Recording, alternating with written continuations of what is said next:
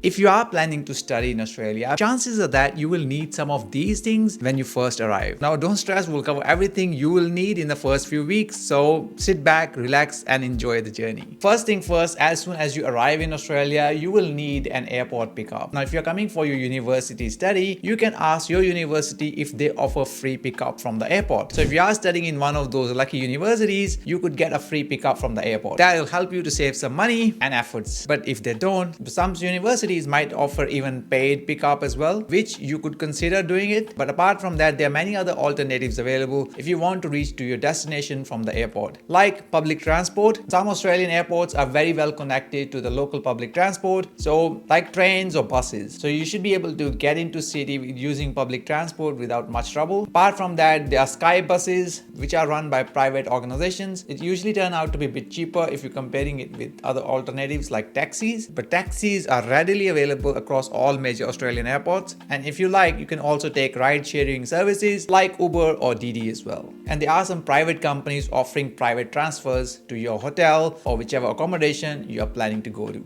If you would like to see each city airport, we have got a guide regarding how to reach to a city center from the airport for different cities in Australia. If you would like to know more about it, we'll leave a link of a page where you can find the city that you are arriving in and how you can get from the airport to the city center from there. Moving on to the second thing you will need, which is accommodation. One of the most important things. Now, if you have already booked your accommodation, great, you can skip this part. But there are many students who usually book a temporary accommodation at the start and they look for permanent accommodation after arriving. That makes sense, as you would like to see whether the accommodation is nearby your university, or if you're planning to work, it's near to your work. You don't want to be living far away from one or the other. Now, there are different types of accommodation available for international students, like student accommodation, university accommodation, Airbnbs, hostels, hotels, and private shared accommodations as well. If you are coming to Australia for the very first time and you have got no friends or family members here, I would suggest you to book your accommodation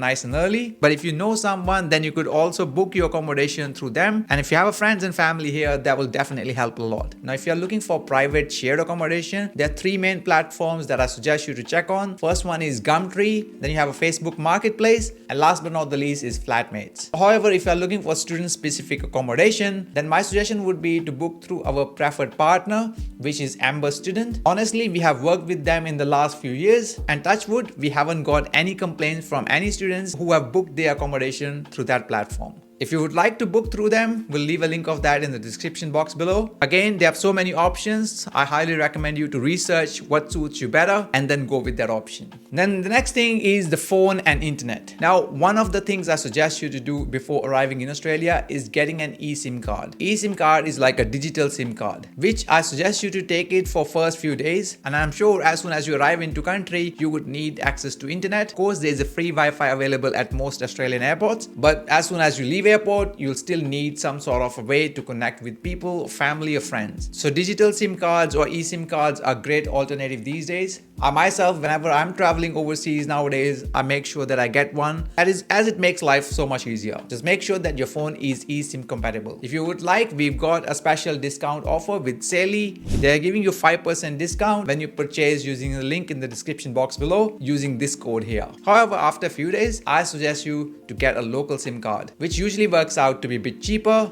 and has more flexibility. Now, when it comes to local SIM cards, you will have two options: prepaid or postpaid. Prepaid basically means you'll buy the balance upfront. However, postpaid or on a plan means you'll pay a monthly installments. Some students prefer to take postpaid plans because some providers will bundle them with the phones as well, which means you will pay monthly installment for the phone and the plan. However, in the first few months, I suggest that you stick with prepaid SIM. The reason being that postpaid plans are usually on a contract, and it could range from few months to few years. And I don't want you to get stuck with any contracts without understanding it completely. So my suggestion would be for first 2-3 months, use a prepaid SIM card, and then you can see if postpaid might be a better option for you. Now, there are three main phone providers here in Australia, which are Telstra, Vodafone and Optus. However, there are some cheaper alternative carriers as well, which provide their services using these three main carriers like Boost Mobile, Kogan, Amasim, OnePass, and all the three major supermarkets have also got their own mobile phone plans as well, which is Coles, Woolworths and Aldi. Apart from that, if your accommodation does not provide it, you will also need to sign up to an internet plan. It's not compulsory, but most of the time, if you need access to internet at home, you might sign up for it. And in Australia, usually we get NBN plans or 5G plans, depending upon your personal preferences, your budget, and if there is availability of such internet in your local area. Because 5G is still rolling out in many areas of Australia. If you would like to sign up for an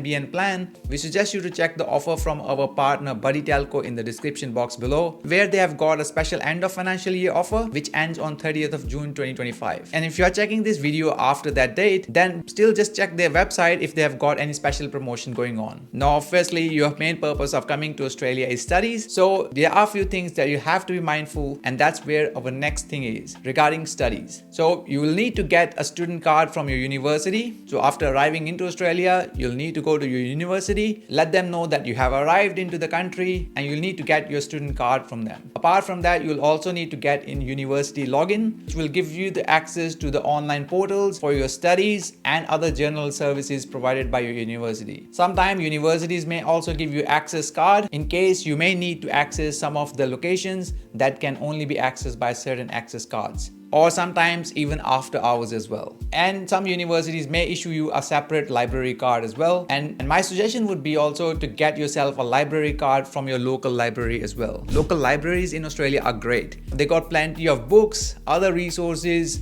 access to internet, and just a safe space for studying as well. My suggestion would be to get yourself a local library card as well, apart from your library card or student card from your university. Now the next thing you will need is your bank account. You need it for multiple reasons. You'll need it for everyday use, as you will see that many people don't use cash here and rather they use debit cards. So you'll need to have one, and it's better to get one from the local bank. And also, if you're going to work in Australia, most of the employers pay your salary into your bank account, or if you're just receiving money from your parents, you'll need to have that account as well. So there are 4 major banks Australia has, which is Commonwealth Bank, Westpac, NAB, and ANZ. Now the good thing is you can open your bank account online before even arriving into Australia, and I highly recommend you to do that because it will save you time and effort when you go to the branch. So once you arrive in Australia, you still need to visit the branch in order to activate your account. Usually you are required to bring some sort of an ID or other documents like your passport, if you have a local driving license, your address proof, or your student card or proof of enrollment. There is another bank called ING. They are very popular with students because they usually have some offers for cash bonus when you open a bank account with them using a referral code. Currently, there is an offer of $125 bonus when you sign up to their bank account and meet other conditions. Leave a link of that if you would like to open a bank account with that. As long as you meet all the requirements, it's like a free money that comes into your bank account. The current offer is expiring on 30th of June 2025, but I've seen that these offers are coming back more often than not. So just check the link in the description for the offer and see if there is any new promotion going on at the time you're watching this video. Now, if in case you need to transfer money from overseas, or if your parents need to send money to you, there are many money transfer services available here in Australia as well. Popular ones are Western Union, MoneyGram, Remitly, and Wise. If you ask me personally, I use Wise especially for my traveling needs. They're great with their rates, and you can also get their debit card as well, which helps a lot when you're traveling overseas, especially when you're dealing with different currencies. The next thing you will need regarding your jobs. For first thing, if you're going to apply for jobs here in Australia, you'll need an Australian resume and a cover letter. Make sure that these documents are as per Australian standards. So if you need a template for that, don't hesitate to download it free from our website. We got a pretty useful one. More than 14,000 students have used that template so far, and so many of them have got jobs using that same template. Now, if you're going to work in Australia, you'll need a TFN also, which is tax file number. And if you're going to work as a freelancer, gig worker, or you're going to start your own business, then you will need ABN, Australian Business Number. You can get both of these numbers for free from the government websites. We've got a very popular videos on our channel regarding how to get TFN or ABN. So if you need one, just search it up on our channel. You will find it over there. Now, in terms of finding jobs, here are some popular platforms: Seek, Indeed, Zora, Adzuna. And if you are going to do some gig work like food delivery or just ride sharing jobs, then the popular platforms are Uber, Didi, Uber Eats, DoorDash, and Menulog. If you would like to sign up as a food delivery driver with DoorDash, we will leave a link of that in the description box below. The next thing is regarding public transport. If you are going to use public transport around Australia, you will need a local public transport card. Every state has their own public transport card. So for example, if you are moving to Melbourne, Victoria, then you will need a Myki. However, if you are going to Sydney, you will need a Opel. And again, every state have got their own card, so you'll need to get one. You should also download the local public transport app as well. That'll give you an idea when your public transport is arriving. And you can check timetables and how far the distances are. So they can be really handy apps to have on your phone. Now there are concessions available for international students in most of the cities except Sydney and in Melbourne to some extent. As in Melbourne, you'll need to get a special pass which is only available to the students of certain universities. So you'll need to check with your university if you are eligible to get a concession on your public transport travel here in Victoria. The next thing is regarding food. Like I mentioned earlier, there are three major supermarkets here in Australia. That is Coles, Woolworths and Aldi. Apart from that, you'll also find some other supermarkets like IGA, Foodworks, and few others. But Coles, Woolworths and Aldi are three major supermarkets. Obviously, if you're going to cook your own food, then chances are that you will be shopping at one of these supermarkets. There are convenience stores are also available here in Australia, 7-Eleven being the most popular one. You can also find Easy Marts here as well, but they usually tend to be a bit more expensive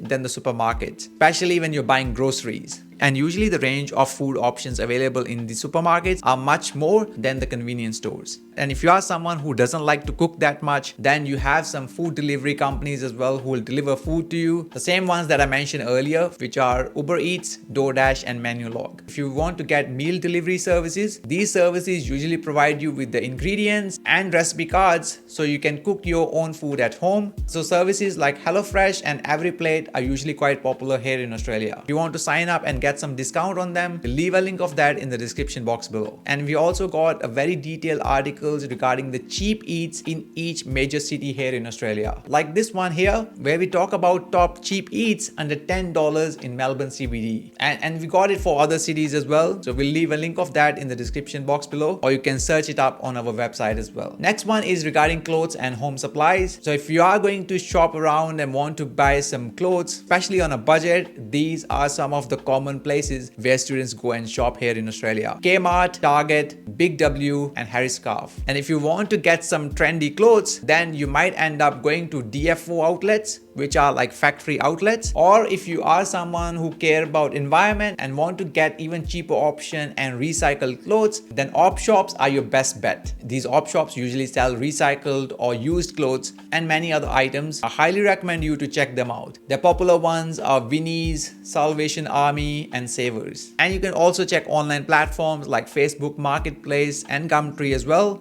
because on these platforms as well, people sell their old or recycled clothes as well. The next one is regarding tech. So if you are going to get yourself a new phone, or you want to buy a laptop for your studies, or just any other technology needs, these are some of the popular places. JB Hi-Fi, Good Guys, Harvey Norman, Officeworks. And you can also check online retailers like Amazon, eBay and Kogan to get your technology needs fulfilled. If you would like to check, we've got our own Amazon store as well, where we have made separate lists for students to check out, whether it's regarding their home, studies, or some other aspects of their life here in Australia. And we usually post some popular deals on our Instagram page as well. So make sure to follow us over there and check our Instagram stories regularly. Last but not the least, we are nearly at the end of the video. It's regarding entertainment. If you are someone who like to watch TV and movies and videos, then these are some of the popular streaming platforms here in Australia: Netflix, Disney Plus, Amazon Prime, Binge and Foxtel. Currently, there is Amazon Prime 30-day free trial available for students. If you would like to sign up, we'll leave a link of that in the description again, so you can check them out. And one important thing to keep in mind, that the content in Australia could be different than the content in your home country. So if you would like to watch your content from your home country, then you might need a VPN for that. In that case, if you need one, you can check the offer from our partner NordVPN in the description box below. Now here are some quick tips before we end the video. As a student, I highly recommend you that you ask whether there are student pricing or student discounts available for all the services that I have mentioned in this video, because chances are that there might be some special offers or discounts available specifically for students. Also, always compare prices online for different products before purchasing, as there might be some cheaper alternatives available out there. Also make sure to check weekly specials of your local supermarket so that you don't pay full price for those products, as these specials change on a weekly basis. And if you want to save some further money, it might be a good idea for you to buy some discounted gift cards, as they usually help you to buy the things a bit more cheaper. They will help you to save some more money on your purchases. And you can use cashback services like Top Cashback to get some cashback on your purchases as well. I highly recommend you to check Top Cashback for sure. They're usually very generous with their offers, and touch wood, most of my purchases have so far been tracked flawlessly. You want to sign up for that? We'll leave a link of that in the description box below, where you can get a sign up bonus if you sign up using the link given there. And that's pretty much all the things you might need when you first arrive here in Australia. I know we have covered a lot of ground here, so if by any chance if we left any other thing out, I highly doubt that. But if we did, please leave that in the comment section below. Now if you are arriving in Australia soon, my suggestion would be to check this video here, where I talk about 10 Australian etiquette that you must know about. These are the things that you should do and not do when you're here in Australia. So click the video over there and I'll see you there.